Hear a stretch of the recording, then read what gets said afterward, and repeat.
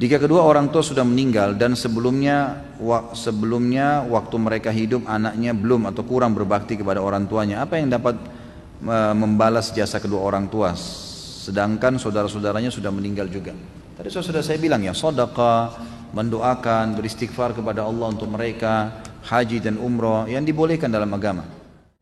Apabila ada seorang anak yang durhaka kepada kedua orang tuanya, qadarullah orang tuanya sudah meninggal lebih dulu dari sang anak dan tidak memiliki sanak saudara.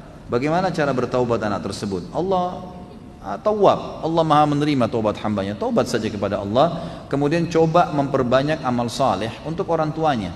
Sedekah misalnya, mendoakan, memohon ampun untuknya. Pada saat ada rezeki umroh dan haji, itu semua boleh kita lakukan. Dan insya Allah taubat itu akan diterima oleh Allah. Apakah anak yang tidak diketahui keberadaan orang tuanya dapat dikatakan yatim? Ada juga anak-anak yang dibuang oleh orang tuanya semenjak kecil karena anak tersebut dari hasil perzinahan. Allahu a'lam, yang saya tahu definisi yatim memang sangat peka. Kalau ketahuan orang itu betul-betul tidak ada ayahnya, ketahuan maka dikatakan yatim. Kalau dia hanya ditemukan, ini setahu saya ulama tidak mengatakan yatim. Kalau ditemukan ya, seperti anak zina itu bukan anak yatim, bukan anak yatim dia. Dia tidak ada ayahnya memang, tapi bukan ayah meninggal gitu kan. Ada laki-laki pemilik sperma tapi tidak disebutkan kepada dia. Betulkah jika kita beramal soleh maka pahalanya akan sampai ke ayah yang sudah meninggal? Kalau beliau jadi penyebab, beliau yang ajarkan, makanya saya sering katakan dalam pendidikan anak teman-teman sekalian, kita harus punya andil. Jangan semua diserahkan ke sekolah. Jangan semua diserahkan ke pembantu misalnya, maaf ya saya bahasakan ini, atau baby sister. Harusnya kita punya andil di situ. Anda yang lagi sibuk di sini, kalau pulang ke rumah laki-laki, tetap meluangkan waktu untuk ngobrol sama anak-anak, tanya sekolahnya, didik sesuatu. Ya. Itu penting sekali. Jadi jangan diserahkan semuanya. Begitu pula dengan perempuan juga begitu. Jangan diserahkan semuanya kepada orang-orang yang mungkin ya mereka akan mendapatkan pahalanya. Jadi lebih baik kita juga punya andil. Kita juga punya andil kepada anak-anak itu. Jika orang tua sudah lanjut usia, memiliki 4 orang anak, ketiga anaknya merantau jauh, maka tinggal satu orang anak pertama yang paling tua di dekatnya. Walaupun dekat, sang anak pertama tidak bisa merawat langsung karena pekerjaan dan keluarga, maka sang anak berinisiatif membayar orang lain untuk merawat beliau. Apakah dalam hal ini sang anak pertama durhaka kepada orang tua karena tidak mau merawat langsung? Bagaimana dengan anak-anak lain yang merantau, termasuk durhakakah?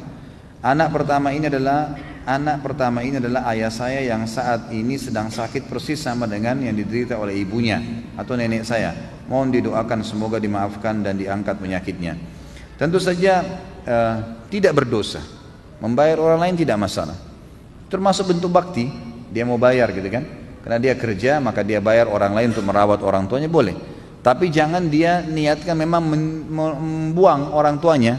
Misal dia masukkan ke pantai jompo, dia nggak mau urus lagi. Seperti kehidupan di Amerika sekarang begitu ya.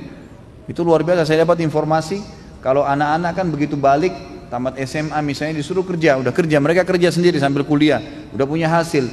Orang tuanya itu kalau sudah tua maka mereka kena punya hasil, dimasukkan pantai jompo, dia bayar. Dia nggak pernah tahu. Bahkan kadang-kadang ada orang tua yang meninggal, ditelepon anaknya, orang tua kamu meninggal. Baik, berapa biaya pemakamannya, dia kirim, ditransfer, orang tua yang disuruh kubur. Nah ini lain ini. Tapi kalau dia di rumah, orang tuanya di rumah, dia nggak bisa rawat karena dia juga harus cari nafkah, dia laki-laki. Tapi dia bayar seorang perawat misalnya, kalau laki-laki misalnya, itu nggak ada masalah. Dan tetap dia berusaha mencari pahala dari orang tuanya tadi. Apa saja yang dia bisa lakukan, coba dia lakukan itu. Dan kedua anaknya juga yang merantau itu tidak durhaka kalau merantau. Kecuali orang tuanya minta, kembali ke sini nak, saya mau kamu di sebelah saya misalnya, nah itu lebih baik dia pilih. Tapi kalau orang tuanya mengizinkan, minta didoakan, kemudian dia penuhi kebutuhannya, dia ikut bantu kakaknya yang anak pertama itu, dibantu dengan biaya-biaya untuk membiayai orang tuanya, itu hal yang baik saja. Seorang anak dimarahi orang tua tapi belum tentu si anak salah. Jika si anak membela diri dan orang tua malah semakin marah, apakah si anak ini termasuk durhaka kepada orang tua? Tentu saja membela diri pada batas-batas yang dibolehkan secara syar'i. Dan kalau Anda sabar, tenang, tidak malah membantai, itu lebih baik, nggak masalah, gitu kan? Jadi insya Allah sambil kita doakan orang tua kita, karena memang sangat pekah sekali permasalahan orang tua ini. Kita dilarang bilang nggak boleh bilang Allah mengatakan wala taqul lahuma uffin wala tanharhuma. Uff itu gitu. Nanti aja. Gitu kan? Ibu ini suka suruh-suruh, ayah ini begini. Itu enggak boleh. Begitu aja enggak boleh, apalagi membantahnya. Gitu kan? Kalau ada sesuatu memang dalam Islam kita perlu menjelaskan. Pernah saya sebutkan salah satu kaidah hidup yang baik teman-teman sekalian. Coba diterapkan. Setiap kali dilemparkan pertanyaan kepada kita sedang melakukan satu perbuatan benar atau kita sedang melakukan perbuatan yang salah, jelaskan argumentasi kenapa kita lakukan. Itu penting. Kita pulang masjid, ditanya oleh tetangga, dari mana Pak? Oh dari masjid. Jawab. Jangan bilang, oh kalau saya bilang dari masjid nanti riya. Jadi saya nggak usah jawab. Enggak. Riya itu kan kalau kita ikutin. Kalau setan bisikin tuh kamu dipuji, kita nggak hiraukan. Seperti orang lagi tawarin barang, mau kaca mobil kita nggak buka. Udah, dia akan berlalu kok. Riya itu kalau kita lemah, emang kita sengaja, oh iya ini kita mau dipuji itu lain. Kalau enggak. Tapi menjelaskan, oh ya saya dari masjid, udah, sudah selesai. Karena sudah ada pertanyaan yang dilemparkan. Harus kita jelaskan kenapa kita lakukan, gitu kan? Kamu mau kemana? Kita mau ke taklim. Oh saya mau ke pengajian. Enggak ada urusan riya. Kecuali memang sengaja kita mau dipuji-puji. Kita jelasin kok. Argumentasinya jangan sampai kita meninggalkan satu perbuatan ibadah mungkin dengan kita jelaskan ke dia jadi ingin juga ikut pengajian. Oh pengajian di mana ya? Oh pengajian di sana bahasanya tentang ini. Ayo ikut yuk. Mungkin dia ikut. Allahu a'lam, kita nggak tahu. Kan gitu. Sama kalau kita berbuat buruk, hukum Islam kita harus minta maaf. Berbuat salah, maafin saya. Kita minta maaf. Kemudian perlu menjelaskan argumentasi kenapa kita lakukan. Saya lakukan waktu itu betul-betul karena ini. Gitu. Tapi saya salah, saya tidak akan ulangi insya Allah, gitu kan? Jadi menjelaskan alasan kenapa kita lakukan itu akan membuat orang yang sedang kita langgar apa yang dia tidak senangin itu akan mengetahui oh penyebabnya karena ini rupanya. Ambil makanan itu karena saya lapar sekali, saya nggak ada makanan lagi, jadi saya ambil. Tapi saya salah, saya minta maaf, misal, gitu kan? Jadi perlu menjelaskan masalah. Jadi orang tua kita perlu jelasin kalau emang kita benar.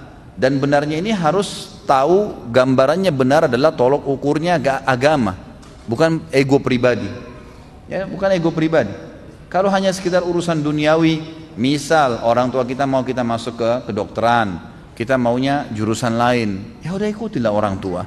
Itu nggak masalah. Niat bakti sekalian, insya Allah diberkahi itu sama Allah. Ini urusan dunia. Kalau karena ini misalnya anda dimarahi karena tidak mau ikut sama orang tua, ya anda salah lah durhaka sama orang tua.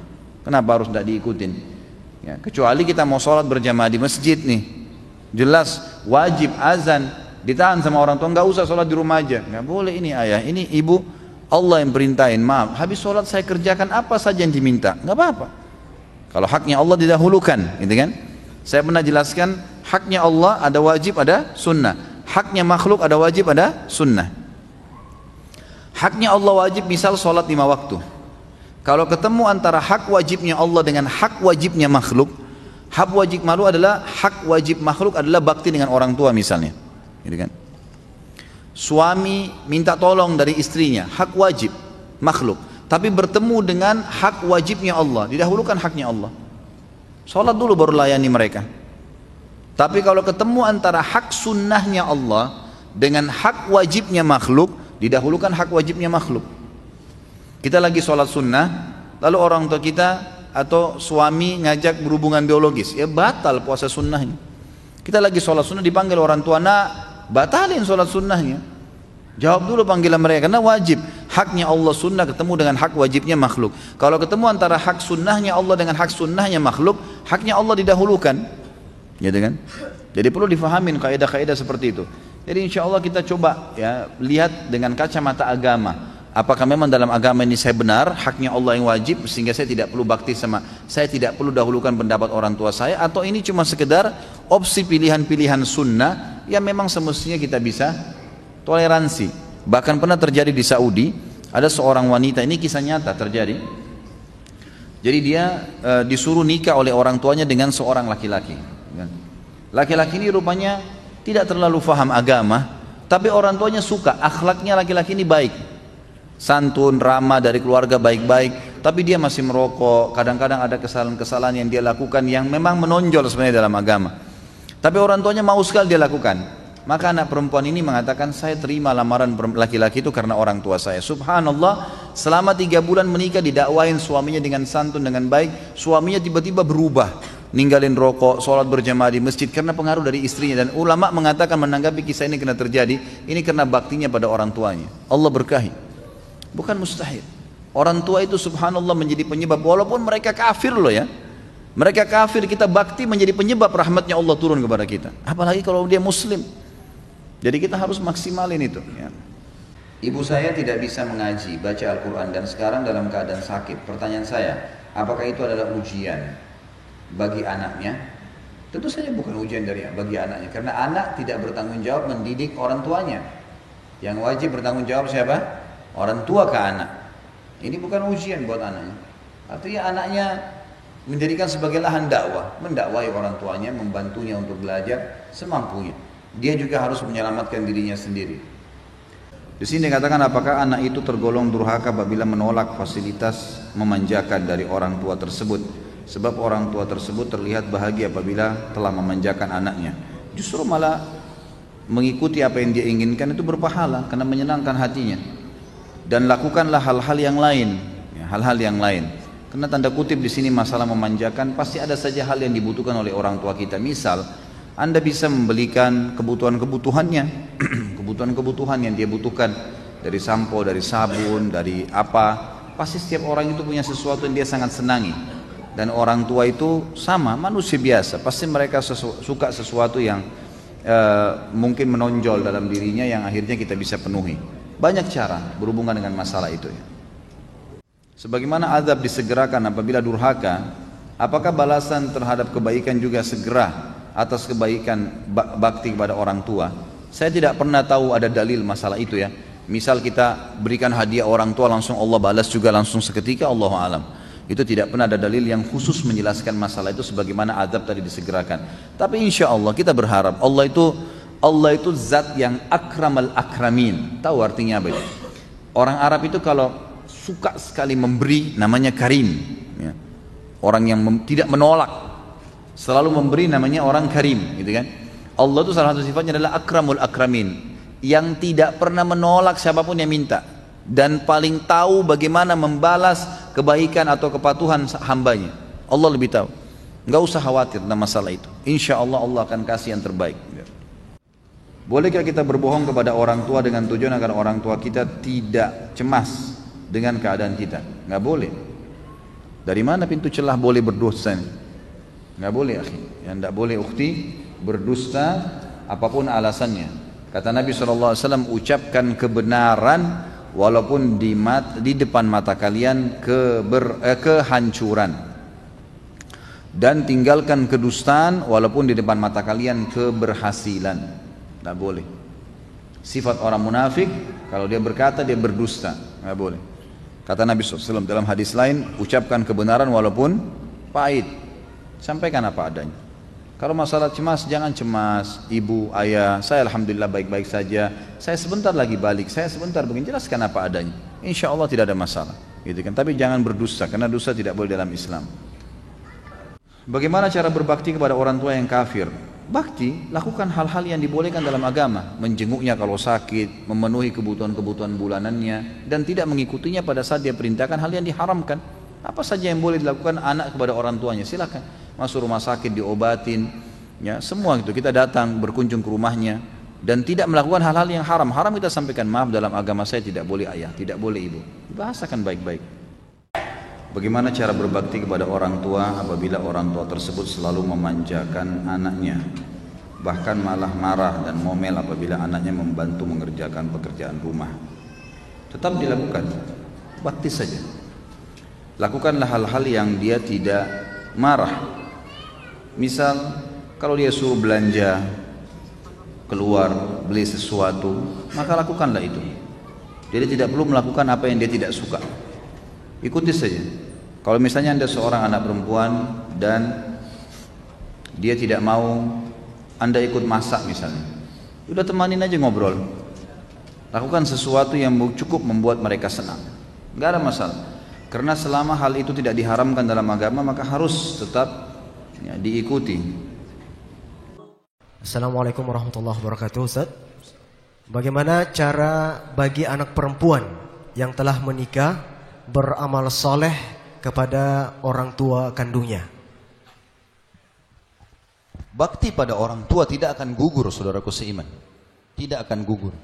Saya nasihatkan di sini untuk teman-teman di sini, ikhwah laki-laki kita, walaupun setelah menikah dengan istri antum, antum adalah nomor satu, kita di nomor satukan dalam syariat, di atas ayahnya dia. Tapi bukan berarti bakti sama orang tuanya gugur. Kita harus tahu, berikan kesempatan istri untuk bakti sama orang tuanya. Walaupun kita yang diprioritaskan. Misal kita lagi butuh ditemani, kita minta sama dia, berikan saya waktu sebentar, insya Allah jam sekian kamu temui ibu kamu atau ayah kamu.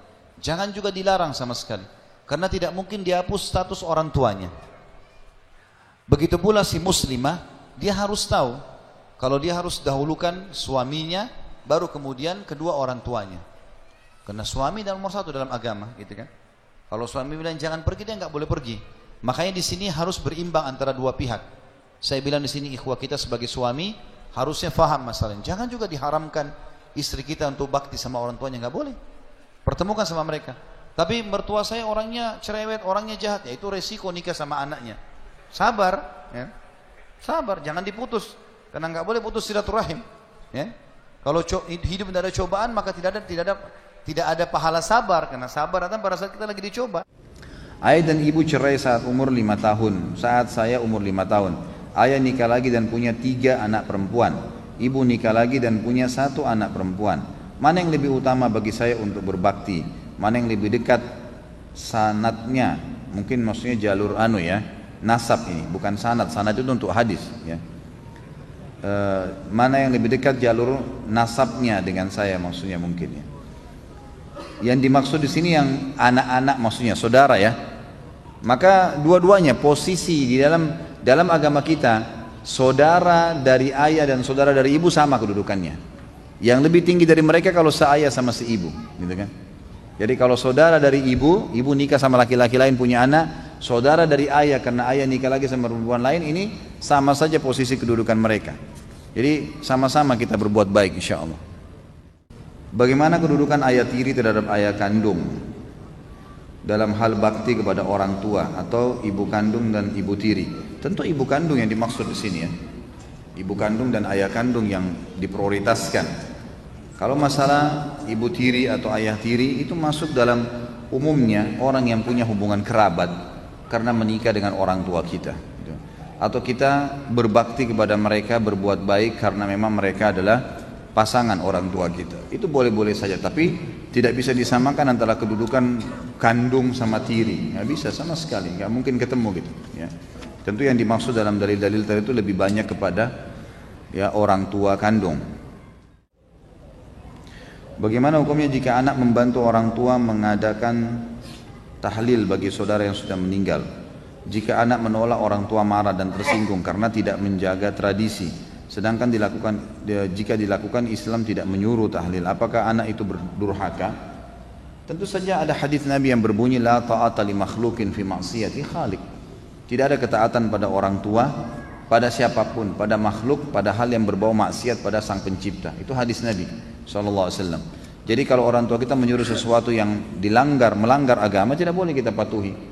Itu tidak durhaka namanya. Jadi kan perempuan disuruh buka jilbabnya atau dilarang sholat, ya, atau melakukan perbuatan-perbuatan bid'ah yang Nabi tidak contohkan, maka itu hak kita untuk menolak. Karena itu haknya Allah Subhanahu Wa Taala. Allahu a'lam. Yang saya tahu itu tidak, dia jangan juga teriak-teriak, marah-marah, enggak. Sampaikan apa adanya. Suruh saya apa saja ayah, suruh apa saja ibu. Yang penting agama tidak larang atau Rasulullah perintahkan, saya akan lakukan. Apa saja, silakan suruh. Ya, kalau mereka tersinggung, cari ridhonya, memberikan hadiah, minta maaf, nggak apa-apa, gitu kan. Tapi jangan lakukan. Ya, jangan dilakukan. Kalau anda sudah tahu itu tidak pernah ada contoh dari Nabi SAW, saya sarankan jangan dilakukan. Ya. Kedua orang tua saya sudah bercerai, terus ayah saya kawin lagi, sedangkan ibu saya tidak. Setiap saya ke tempat ayah saya, beliau selalu menjelek-jelekan ibu saya dan membanding-bandingkan dengan istri dia yang sekarang. Sementara ibu saya tidak pernah menjelek-jelekan ayah saya, malah selalu bilang gimana pun juga dia tetap ayah kamu. Bagaimana sikap saya sebagai anak terhadap ayah seperti ini? nasihatin yang kita mampu sampaikan gitu kan, ayah setahu saya ibu tidak begitu. Tapi kalau dia tetap aja kamu tidak tahu, kamu tidak mengerti, ya sudah gitu kan, tidak ada masalah.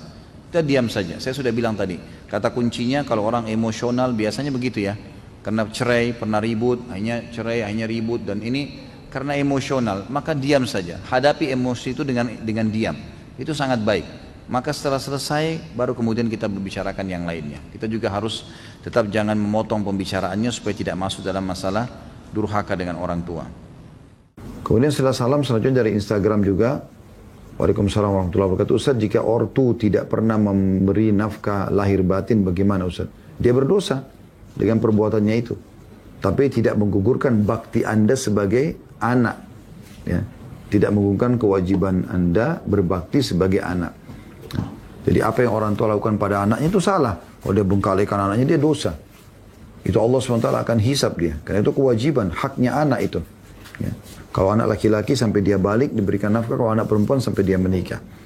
Itu masalah nafkah, makanan, minuman, pakaian. Juga ada hak pendidikan. Itu kalau dibengkalikan semua ini jadi masalah, ya, dosa dia. Tapi perbuatan buruk ini pun tidak menggugurkan kewajiban bakti anak.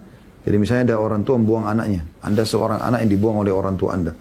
Tapi setelah ya Anda dewasa, baru orang tua ini datang dan mau mengaku kalau dia adalah orang tua dan dia harusnya dibakti, maka tetap bakti, nggak ada masalah. Ya, itu nggak ada masalah. Tidak ada sesuatu yang jadi masalah dalam masalah ini. Ya, Anda tetap berbakti sama beliau dan dia berdosa dengan perbuatannya. Baik. Apabila ayah dan ibu telah meninggal, sementara paman dari keluarga ayah atau bibi dari keluarga ibu usianya lebih muda, apakah kita harus berbakti juga kepada mereka? Lalu bagaimana jika kakek atau nenek masih hidup? Tentu saja tetap berbakti. Tetap berbakti. Dahulukan saudara dan saudari dan saudara ayah dan ibu, gitu kan? Ada kakek dan nenek tetap juga kita berbakti. Tapi ini tentu berbaktinya sebatas kita mampu, ya. Sebatas kita mampu. Beda dengan berbakti kepada orang tua. Jadi yang di sini dimaksud berbakti sama tadi dengan berbakti kepada mertua. Kalau ada hal-hal yang memang ya mendesak sekali, kita tidak bisa tinggalkan. Kayak kita harus kerja ke kantor, lalu ada permintaan tolong mereka, kita nanti insya Allah bisa nggak setelah saya balik saya penuhi. Kita lakukan begitulah. Beda dengan orang tua itu memang harus di skala prioritaskan, gitu kan. Jadi kita harus memahami mereka kita bakti karena perintah Allah Subhanahu Wa Taala, tapi bukan seperti keadaan orang tua kita. Bapak saya sudah sangat sepuh, beliau sudah sangat lemah, mendengar saja sudah susah. Beliau sepertinya sudah sangat susah untuk bergerak dan sholat, namun beliau masih sadar. Apakah tugas saya sebagai anak menuntun sholat, mengajak berjamaah dengan beliau walaupun beliau sudah atau hanya sanggup tiduran saja? Kadang beliau suka meminta didoain agar bisa cepat dipanggil. Bagaimana menyikapinya? Tetap diingatkan sholat dan diajak, boleh. Diajak berjamaah pun boleh, tidak ada masalah. Jadi kan kalau tidak, biarkan dia sholat atau dipandu. Kalau dia sudah sedikit lupa-lupa boleh. Saya pernah memandu mertua saya sebelum meninggal. Pada saat itu di Surabaya. Kemudian dalam kondisi sudah setengah ingat setengah enggak. Dan saya bisikkan kalau ini sudah waktu sholat. Mau sholat, dia nganggukkan kepalanya. Lalu kemudian saya sholat di dekat situ, mengingatkan dia, gitu kan. Tentu setelah saya sholat berjamaah, kemudian saya kembali dan saya memandu dia sholat. Dan dia mengikuti dengan isyarat semampunya. Itu boleh saja. Atau kalau tidak, kita ingatkan sholat dan kita sambil ucapkan bacaan-bacaan sholat supaya dia ulangin dengan lisannya. Dia ikuti dan semampunya, ruku, Allahu Akbar, sujud. Walaupun kita lagi tidak sholat, kita mengingatkan di sebelahnya. Itu insya Allah semua hal-hal yang masih dibolehkan. Baik, selanjutnya insya Allah dari penelpon yang sudah masuk, silakan. Assalamualaikum Ustaz. Waalaikumsalam warahmatullahi wabarakatuh. Mohon izin pertama, terima kasih sebelumnya atas kesempatannya. Ini ya sama-sama. Saya mau bertanya, apakah prioritaskan yang mana antara istri sama anak dan ibu kandung? Dan dengan keadaan ibu kandung itu sudah tidak ada pekerjaan dan sudah tua. Kemudian jika seorang tua itu mempunyai anak semuanya perempuan Ustaz. Nah, apakah nanti nafkahnya itu kewajibannya menjadi ditanggungkan ke siapa ya? Yang untuk tanggung jawab atas nafkah orang tua yang sudah tua tadi, yang anaknya 3 perempuan semua. Baik, sebentar jangan ditutup dulu Mas. Saya mau tanya balik. Sekarang Mas satu-satunya laki-laki? Iya, saya laki-laki. Satu-satunya anak laki-laki. Iya, oh ada kakak saya. Sudah bekerja juga? Iya, sudah bekerja juga. Baik. Yang Mas tanyakan ini adalah pendapatan Mas apakah diberikan kepada ibu atau kepada istri dan anak gitu? Iya. Mana Ya. prioritaskan. Jadi- Dan untuk itu kan untuk yang nafkah ya, nafkah maksudnya uang berupa uang. Sedangkan misalkan nafkah batin yang lain misalkan. Ini kan saya kebetulan posisinya di Jakarta, sedangkan ibu saya di Jawa Tengah. Nah kadang ibu saya tuh pengen saya sering pulang, cuman saya ingin mengkomunikasikannya ke istri itu bagaimana ya Ustaz ya. Baiknya itu salah satu yang selain uang, selain keuangan gitu. Maksudnya sering pulang ini rutin sepekan sekali kah, sebulan sekali kah? Nah kalau ibu saya sih kadang nggak mesti, misalkan kangen tuh 1 bulan 2 bulan gitu baru pengen anak pulang nak gitu, ibu sudah kangen gitu. Tapi Mas punya kemampuan untuk transportasi pulang gitu? Ya kadang ada, cuman kadang juga mepet sama tabungan juga sih Ustaz. Oke.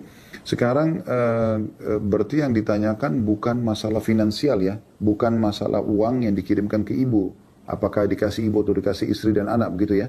Tapi lebih Ya kepada kalau bisa itu juga Ustaz, jadi mana yang diprioritaskan antara finansial Oke, ibu begini Mas, duluan jangan kah, ditutup apa dulu biar jelas ya. ada Jadi gini, Mas, yang paling baik ini yang saya lakukan juga, saya berbagi tipsnya sebagai suami. Coba duduk sama istri, kemudian coba terincikan gitu, kebutuhan-kebutuhan yang dibutuhkan, apa saja gitu kan. Misalnya ini, ya, minyak goreng, sampo, sabun, segala macam. Oh iya, kebutuhannya sekian misalnya. Maka dari situ, Anda kemudian tahu setiap bulan harus menyiapkan buat istri sama anak yang wajib yang Allah bebankan itu berapa. Contoh misal 3 juta rupiah. Ya udah berarti Mas tinggal sisipkan 3 juta rupiah, selebihnya Mas bisa pakai untuk pribadi atau bantu ibunya gitu. Jadi ini yang paling tepat supaya kita tidak luput dari kewajiban utama. Karena kalau masalah finansial Anda memberikan kepada istri dan anak juga wajib gitu kan. Karena ibu Anda dari Anda bisa, dari saudara yang lain juga bisa. Seperti itu. Jelas ya? Jadi alangkah baiknya dulu dirincikan kebutuhan istri sama anak. Jadi Anda bisa tahu berapa kebutuhan yang harus Anda siapkan setiap bulan buat mereka. Selebihnya Anda infakkan dan sedekahkan buat ibu Anda, nggak ada masalah. Kalau masalah pertanyaan yang kedua yang masalah tadi, punya anak-anak perempuan, apakah itu juga menjadi tanggungan Mas, begitu tadi ya? Ya itu posisi di mertua saya sih sebenarnya Ustaz. Jadi anak dia perempuan semua. Nah ketika dia nanti sudah tidak mampu bekerja, nah tanggung jawabnya itu ke siapa ya Ustaz ya sebaiknya? Ke paman-pamannya, saudara-saudaranya ayahnya. Oh gitu. Iya. Iya, paman-pamannya pengganti ayahnya gitu. Oh iya. Sama juga tadi pertanyaan yang tentang masalah ibu Mas ya, kayak yang tadi kalau beliau minta pulang. Kalau Anda punya kemampuan pulang saja, tidak ada masalah. Kalau untuk bagaimana membahasakan kepada istri, yang paling tepat jelaskan masalah hukum agama. Anda sebagai suami dia tetap wajib bakti sama orang tua walaupun sudah satu suami. Beda posisi istri Anda beda. Karena dia memang begitu menikah dan berstatus istri, maka kewajiban baktinya nomor 1 kepada suami. Tapi kalau seorang suami nggak bisa. Jadi memang kalau ibu mengatakan, nak tolong pulang kangen ya, selama Anda mampu lakukan. Ya, kalau Anda belum mampu, misalnya Anda mengatakan, ibu, saya mohon maaf, saya betul-betul, misalnya Anda betul-betul tidak punya uang, bukan masalah kepepet. Masalah kepepet, tidak ada masalah, sedekah aja, berangkat, nanti Allah akan gantikan gitu. Misalnya pas-pasan nih, saya punya tabungan transportasi, misalnya 1 juta rupiah, tabungan saya 2 juta, saya khawatir nih kalau ada kebutuhan keluarga tiba-tiba mendesak, itu nggak usah dipikirin, keluarkan saja, untuk ibu itu sedekah besar, gitu. Itu paling besar. Tapi kalau Anda betul-betul tidak ada uang sama sekali, ya, betul-betul tidak ada uang sama sekali, maka di saat itu Anda minta maaf kepada ibu. Allahu a'lam. Baik, Ustadz, kita beralih ke penelepon. Kita akan alihkan penelepon selanjutnya. Kita akan sapa terlebih dahulu. Assalamualaikum warahmatullahi wabarakatuh. Waalaikumsalam warahmatullahi wabarakatuh. Baik, dengan Ibu siapa di mana Ibu? Saya hamba Allah dari Kutai Kartanegara. Baik, kami persilakan untuk langsung bertanya dan kami harap untuk bisa bertanya yang singkat dan Ustaz bisa menjawab. Barakallahu fikum, kami persilakan. Afwan Ustadz, Assalamualaikum. Saya izin bercerita sedikit. Saya berumur 44 tahun, sudah menikah selama 13 tahun dan belum dikaruniai anak. Tahun lalu kami mengadopsi anak dan alhamdulillah sekarang sudah berumur 16 bulan.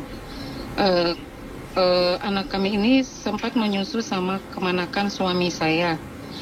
Pertanyaan saya, apakah anak saya ini bisa dikatakan mahram pada suami saya, karena saya pernah mendengar kajian kalau kita mengadopsi anak, kalau perempuan kalau bisa disusui sama saudara dari suami, kalau laki-laki saudara dari si ibu. Dan kedua, apakah ketika besar nanti bisa menjadi amal jariah bagi kami, Ustadz? Terus ketika dewasa nanti, ketika dia menikah, apakah kami wajib mencari tahu siapa ayah kandungnya untuk menjadi wali nikahnya? Syukran Ustaz. Ya.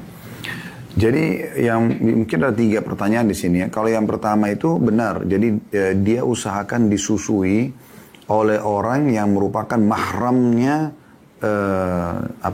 suami ibu.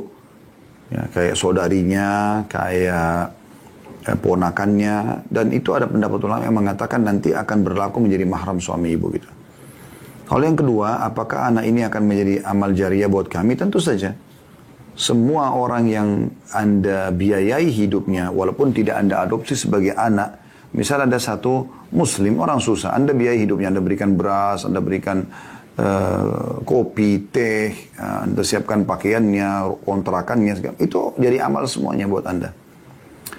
Kalau yang ketiga tentang masalah apakah nanti pada saat menikah kami harus mencari tahu ayahnya, sebenarnya bukan nanti, sekarang ibu harus tahu ayahnya. Semua muslim dan muslimah yang mau mengadopsi anak, jangan ambil kecuali anak yang jelas status orang tuanya. Itu kami sarankan gitu kan. Jadi Anda tahu siapa ayahnya, siapa ibunya, dan Anda baik-baik minta agar anak ini kami adopsi di rumah, tapi setiap saat orang tuanya bisa ketemu. Dan jangan Anda ambil anak yang Anda tidak ketahui statusnya. Karena nanti memang pada saat menikah dia harus ada wali kan, harus ada ayahnya. Nah ini jangan berlarut-larut. Kalau sekarang masih 16 bulan, ibu tunggu nanti dia menikah di umur 20 tahun, 19 tahun, 20 tahun dia baru nikah, baru ibu mau cari tahu, mungkin sudah meninggal ayahnya. Jadi dari sekarang, jadi ibu tahu.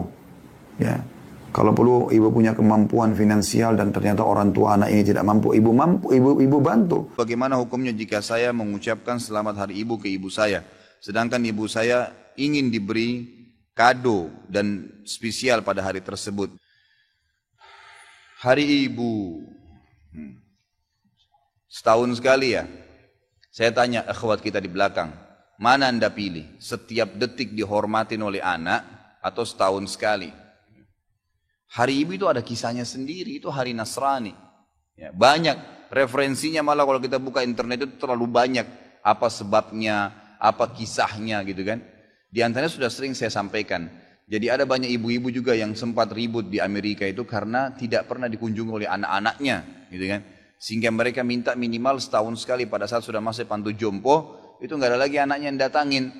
Maka mereka sampaikan kepada pemerintah Amerika untuk diadakan khusus tanggal biar hari ibu, biar mereka bisa datang melihat kami gitu. Karena kalau sudah kerja, kalau sudah balik, sudah disuruh kerja keluar rumah, lalu kemudian mereka mandiri. Orang tuanya tinggal dimasukin pantai jompo, sampai ada yang meninggal pun orang tua tidak diurus lagi. Ditelepon oleh pantai jompo, ini orang tua kamu sudah meninggal, udah urus saja jenazahnya berapa biayanya saya transfer. Selesai. Ya. Nah maka karena itu mereka harusnya gitu kan, harusnya merayakan itu, mengadakan hari itu. Salah seorang syekh, saya lupakan di Mesir, kemarin ada kisahnya dia tulis dalam sebuah buku. Kalau nggak salah pengalaman beliau pribadi. Satu waktu beliau lagi ke Jerman, kemudian jalan. Di pinggir jalan ada satu ibu, sudah sangat tua gitu. Ibu ini mau menyeberang jalan, tidak ada mobil yang berhenti kasih jalan. Sudah bungkuk pakai tongkat.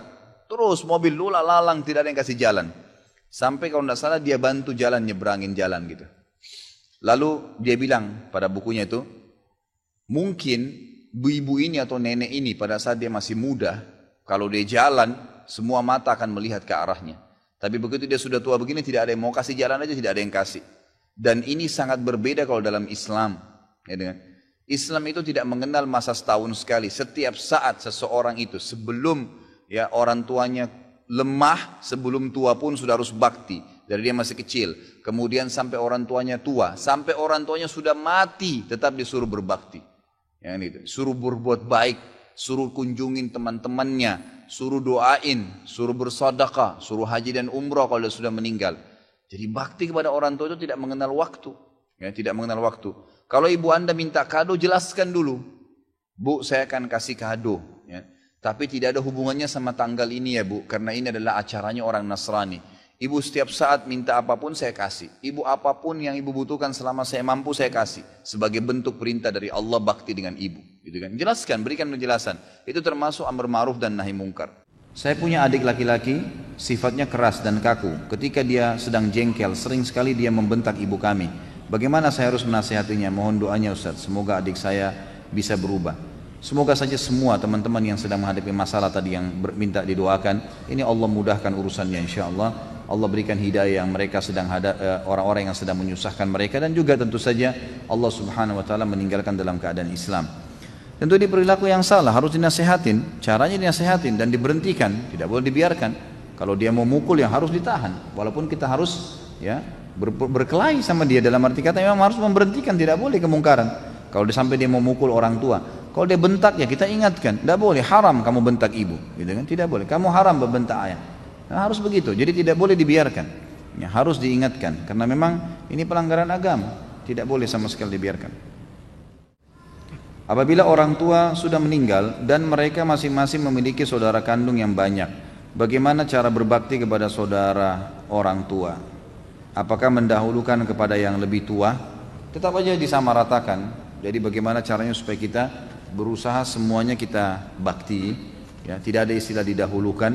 Jadi kalau kita membeli sesuatu, orang tua kita punya 5 orang saudara, kita beli sesuatu yang kita dahulukan, maksudnya disamaratakan, belikanlah sama-sama, gitu kan.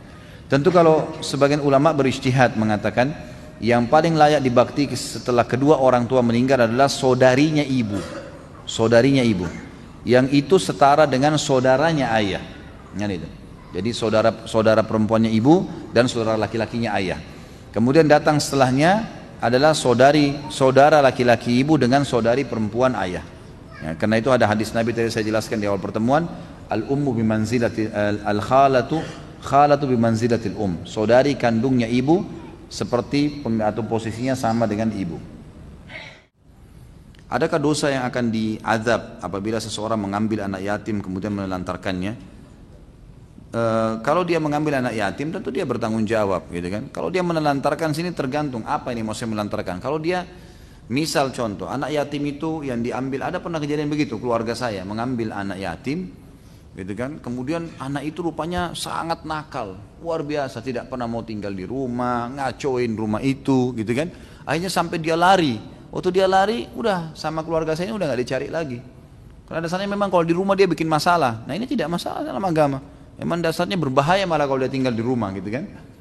Ini ada begini. Dan Allah alam ini juga mungkin kena faktor pendidikan ya.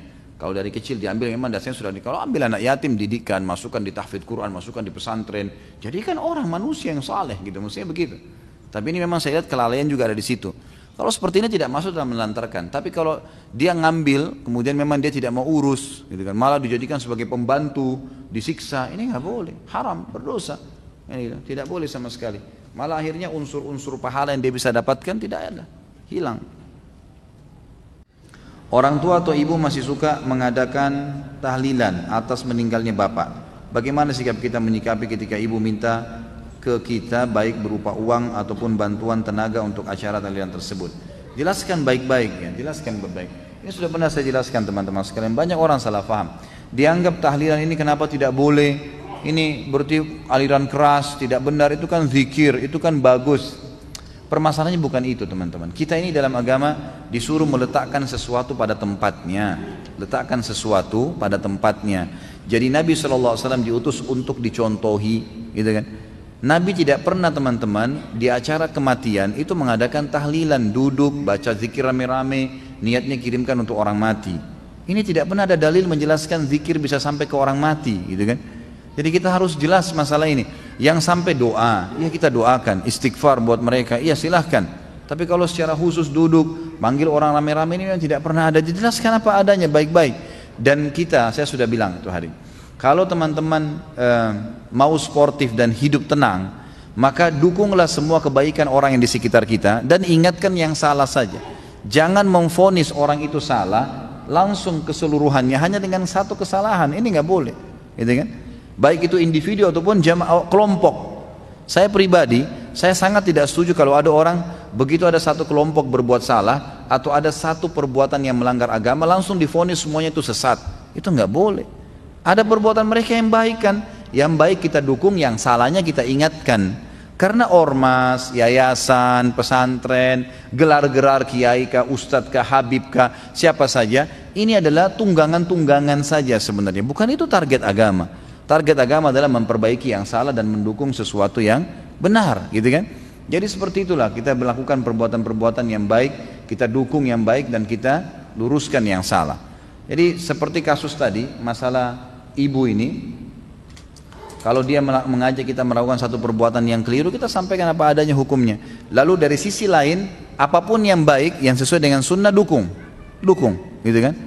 Apa saja yang dia lakukan, dukung. Misalnya dia mau bersedekah buat orang tuanya yang sudah meninggal, ini sesuai dengan sunnah Nabi. Ini silakan. Ibu mau keluarkan ini 500.000, silakan sedekahkan ke orang miskin itu buat ibunya ibu misalnya, atau buat nenek, buat kakek, silakan. Itu sunnah Nabi. Nabi mengatakan sedekah jariyah itu akan lanjut terus untuk orang mati. Sumbang buat masjid itu. Tunjukkan kepada mereka mana yang sunnah dan mana yang tidak sunnah. Yang sunnah kita dukung, yang salah kita tegur, gitu kan? Tapi jangan sampai kita meninggalkan ini, kemudian yang sunnah kita tidak contohkan. Ini keliru dan saya sudah pernah berikan banyak contoh-contoh berhubungan dengan masalah seperti itu. Jika ada himbauan baiat pada Imam Mahdi di bumi Syam, namun masih ada ibu yang sakit di rumah, bagaimana hukum baiatnya Ustaz? Tidak ada Imam Mahdi. Dari mana Imam Mahdi di negeri Syam? Anda dapat dari mana informasinya? Kalau ada dusta itu, nggak ada. Tidak ada Imam Mahdi. Imam Mahdi cuma satu. Dan hadis sahih menjelaskan akan keluar setelah Dajjal membuat kerusakan di muka bumi. Dia akan keluar dari Madinah, kota Madinah, bukan di Syam. Dan kata Nabi SAW, dia akan keluar dari Madinah, namanya seperti namaku dan fisiknya seperti fisikku. Namanya Muhammad bin Abdullah, fisiknya, warna kulitnya, matanya, rambutnya sama dengan Nabi SAW. Dari keturunan Nabi SAW di Madinah. Dan kata Nabi SAW, dia akan keluar dari Madinah dan Allah mengubahnya dalam sehari semalam. Dia akan menjadi orang baik, gitu kan?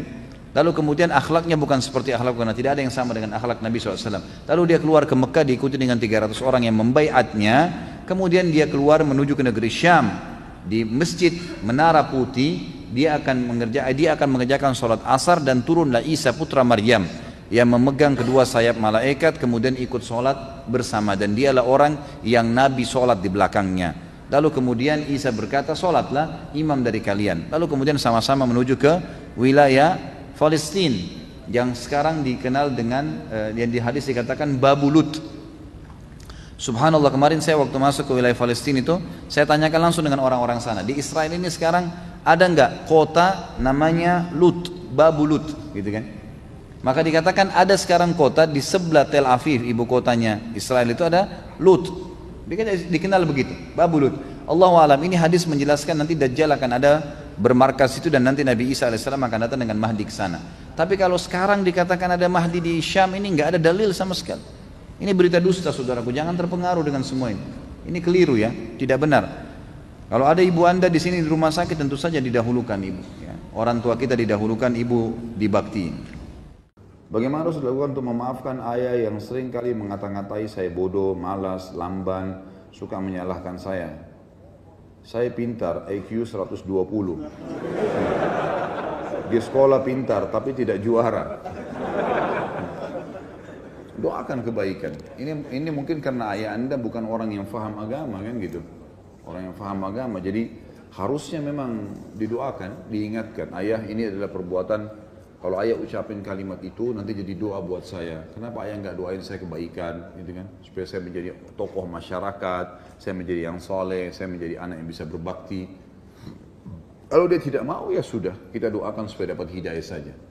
Memang ada satu hal yang teman-teman sekalian yang kalau saya biasa berbicara dengan teman-teman yang sudah berumah tangga, dan punya anak sudah menjadi status orang tua, saya bahasakan begini, ada satu hal yang harus kita perbaikin, yang sering tertanam secara tidak disadari dalam jiwa setiap orang tua.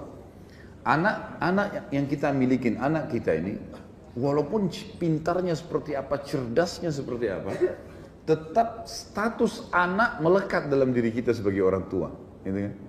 Jadi tetap saja kita anggap biar dia mau S1 kah, S2 kah, mau S10 kah, anak, kamu anak, tetap saja. Sebagian orang tua begitu prinsipnya, sehingga tidak boleh dinasihatin oleh anaknya. Karena ini sangat tidak bijaksana ya. Saya bersyukur kepada Allah SWT, ayah saya luar biasa gitu dalam mendidik. Saya dari kecil saya menyadari dan saya merasakan sendiri, dari saya masih SMA, seringkali kalau ayah saya itu ngajak duduk saya diskusi, kalau ada pendapat saya yang baik, diambil sama beliau. Sampai sekarang, kadang-kadang telepon-teleponan, saya sering ditanya, padahal beliau jauh lebih tua dari saya. Gitu kan? Jauh lebih bijaksana, dituakan sekali di keluarga, didengar oleh masyarakat di Makassar. Tapi saya melihat beliau sangat menghormati anaknya, sehingga saya pun punya percaya diri untuk memberikan pendapat-pendapat. Nah ini, saya melihat ini hal positif. Mesti kita sebagai orang tua jangan mengikat anak itu di status anak terus, sehingga kita anggap anak yang tidak boleh atau tidak akan bisa memberikan masukan orang tuanya. Ini pemahaman yang salah. Orang tua yang susah juga orang tua yang menghormati dan menghargai kalau pendapat anaknya positif, apalagi nasihat-nasihat agama. Jadi coba diberikan masukan ke ayahnya sambil didoakan. Mudah-mudahan saja beliau mau dengar gitu kan. Selebihnya innamal a'malu binniyat, Allah lebih tahu insyaallah. Setiap kali dia berdoa tidak baik, kita mengatakan ya Allah, semoga saja ini tidak terjadi padaku. Kita berdoa kepada Allah SWT agar tertepis doa-doa tidak baik itu. Ustaz, saya baru mengenal sunnah. Setiap saya pulang ke rumah, ibu saya selalu marah kepada saya karena saya mulai memelihara jenggot dan tidak isbal. Dan saya jadi saya jadi bingung mana yang saya harus taat, sunnah Rasul atau orang tua. Tentu saja sunnah Rasul, akhi. Dan begini, menghadapi orang tua itu seperti menghadapi sahabat, jangan tegang gitu kan. Kalau misalnya dia jenggot itu kenapa kamu pelihara begini begitu, senyumlah gitu, sambung dengan senyum, ya, dekatin, ngobrol, candain orang tua kita, ajak ngobrol, kenapa sih, apa masalahnya dengan jadi kan cuma rambut ringan, nggak ada masalah gitu kan. Jadi kita cobalah guna, jadi jangan dihadapi dengan tegang. Orang tua nggak boleh dihadapi dengan sama dengan menghadapi anak, sama dengan menghadapi pasangan hidup. Kita coba menghadapi dengan tenang ya. Tenang, jadi tidak perlu ada emosional di situ. Dalam arti kata di sini pada hal-hal yang tidak melanggar agama ya. Kalau pelanggaran agama itu wajar kalau seseorang menyampaikan dengan tegas. Jika pekerjaan anak yatim adalah orang yang ditinggal mati ayahnya sebelum balik, maka bagaimana jika anak yang belum balik lalu ditinggal cerai oleh ayahnya? Enggak, masih ada ayahnya kan? Enggak yatim itu namanya. Kalau cerai orang tuanya, ayahnya tetap wajib bertanggung jawab. Sudah tahu kan? Kalau seorang muslim cerai istrinya, ada punya anak, wajib gak menafkahi anaknya? Wajib, nggak gugur ini. Nafkah terhadap mantan istrinya kalau sudah lewat masa iddah itu boleh, nggak wajib lagi dia. Kecuali si mantan istri menyusui anak, itu baru wajib diberikan nafkah karena dia menyusui anak supaya dia makan dan susu anaknya ada selama dia menyusui, kan gitu. Kalau sudah diceraikan, gitu kan. Jadi ini tetap berlaku hukumnya. Apakah mempunyai anak laki-laki yang sulit untuk sholat berjamaah di masjid termasuk cobaan atau musibah dari Allah yang datang kepada kita? Apakah musibah tersebut karena dosa-dosa yang telah kita perbuat? Jadi bedakan ya, musibah itu umum. Jangan lagi digunakan istilah ini kecuali kepada individu. Musibah itu yang merata kayak tadi tsunami, gempa, banjir, umum yang kena. Kalau anak bapak ibu tidak sholat itu cobaan anda pribadi. Cobaan istilah dalam bahasa Indonesianya. Kalau yang umum tadi musibah atau bencana, jangan dicampur adukan, beda soalnya. Kan saya sudah sebutkan sebabnya masing-masing tadi. Kalau musibah, bencana tidak akan datang kepada satu kaum seperti tadi surah Hud ayat 117, wa ma kana rabbuka liyuhlikal qura bidzulmin wa ahluha muslihun. Sesungguhnya Tuhanmu hai Muhammad tidak akan membinasakan satu kaum, satu negeri dalam keadaan zalim sementara penduduknya berbuat baik. Enggak mungkin.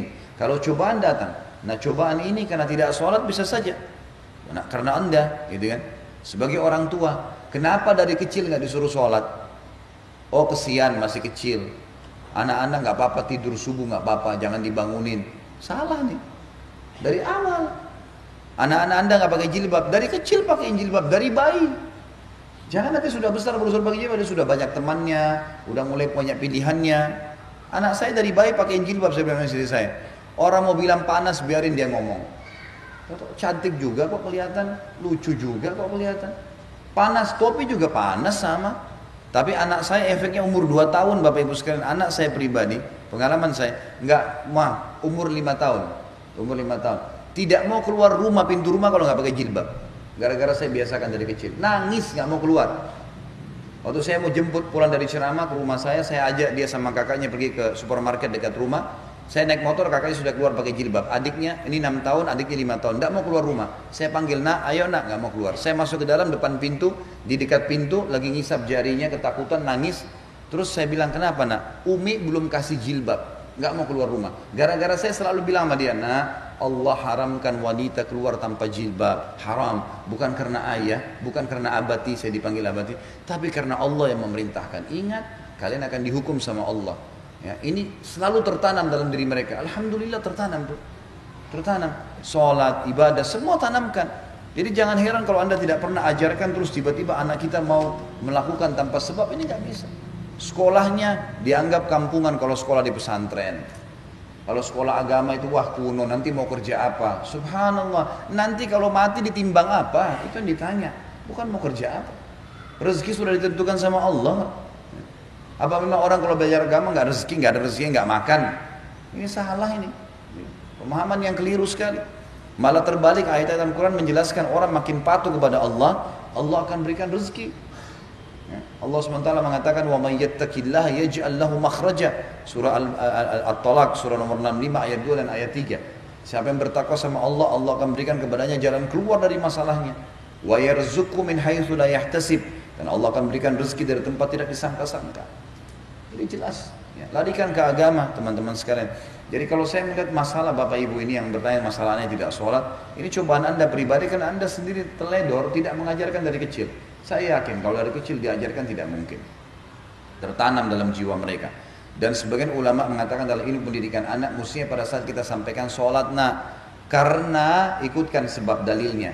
Rasulullah SAW bersabda, seseorang di antara kalian kalau punya kolam, sungai mengalir depan rumahnya dengan sangat deras, lalu dia mandi 5 kali sehari, apakah ada kotoran di badannya? Para sahabat Nabi mengatakan tidak ada ya Rasulullah. Kata Nabi SAW, begitulah perumpamaan 5 waktu sholat membersihkan dosa-dosa, dosamu akan dimaafkan nak.